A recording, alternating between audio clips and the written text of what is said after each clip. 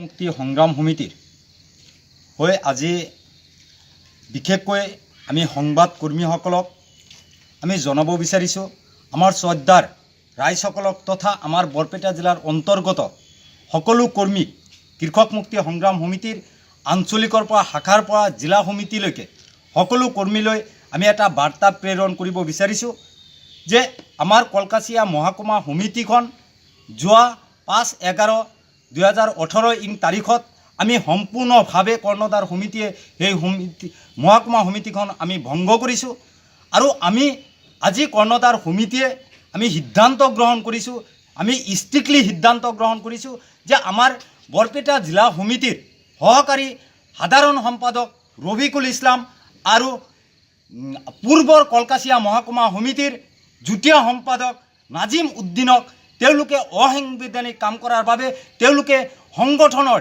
নীতি বহিৰ্ভূত কাম কৰাৰ কাৰণে তেওঁলোকক আমি বৰপেটা জিলা কৃষক মুক্তি সংগ্ৰাম সমিতিৰ ফালৰ পৰা তেওঁলোকক আমি একদম প্ৰাথমিক সদস্যৰ পৰা তেওঁলোকক আমি নিলম্বন কৰিছোঁ।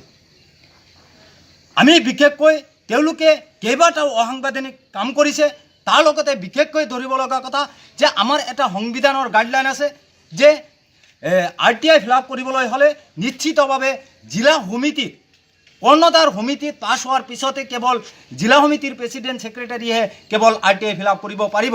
এইটো আমাৰ কৃষক মুক্তি সংবিধানত আছে। কিন্তু আমি লক্ষ্য কৰিছোঁ যে এই কলকাছিয়া মহকুমা সমিতিৰ পূৰ্বৰ সেই নাজিম উদ্দিনে তেওঁ নিজাববীয়াকৈ কেইবাটাও RTI ফিল আপ কৰিছে সেইবিলাক আমি বৰপেটা জিলা সমিতিয়ে জ্ঞাত নহয়।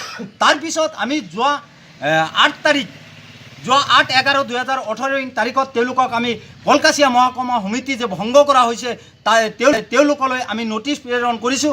কিন্তু তেওঁলোকক নটিচ প্ৰেৰণ কৰাৰ সত্ত্বেও যোৱা পৰহি তেওঁলোকে অসাংবিধানিকভাৱে কলকাছিয়া মহকুমা সমিতিৰ ভেনা লৈ তেওঁলোকে আন্দোলন কৰিছে।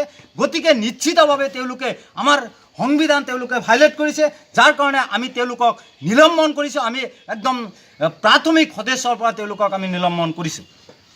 আমি এটা বস্তু লক্ষ্য কৰিছোঁ যে আপোনালোকৰ যিজন নিজাম আৰু ৰফিকুল ইছলাম নাজিম তেওঁলোক মানে কেতিয়াবা থানাৰ পৰাও দালালি কৰা বুলি আমি গম পাইছোঁ। এই বিষয়ে আপোনালোকে কি ক'ব? নিশ্চিতভাৱে এই কথাটো আচলতে আমাৰ মজিয়াত এইটো বাৰম্বাৰ উত্থাপিত হৈছে।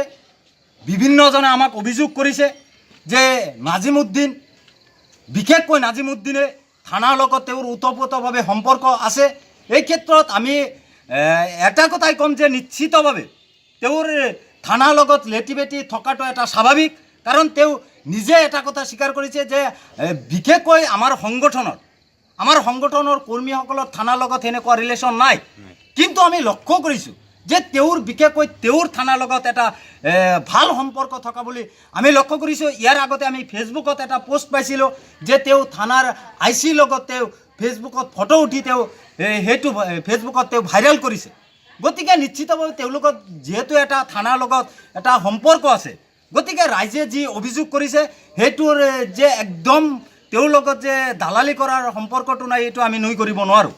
ইয়াৰ পিছত যদি তেওঁলোকে যদি কৃষক মুক্তিৰ বেনাৰ লৈ ওলাই আহে আপোনালোকে কি ব্যৱস্থা? একদম নিশ্চিতভাৱে ইয়াৰ যিহেতু আমি তেওঁলোকক সাংগঠনিকভাৱে কৃষক মুক্তিৰ প্ৰাথমিক সদস্যৰ পৰা তেওঁলোকক নিলম্বন কৰা হৈছে, নিশ্চিতভাৱে ইয়াৰ পিছত যদি তেওঁলোকৰ কোনো অথৰিটি নাই যে তেওঁলোকে কৃষক মুক্তিৰ বেনাৰত হওক বা তেওঁলোকে কৃষক মুক্তিৰ হৈ কাম কৰাৰ তেওঁলোকৰ কোনো অধিকাৰ নাই।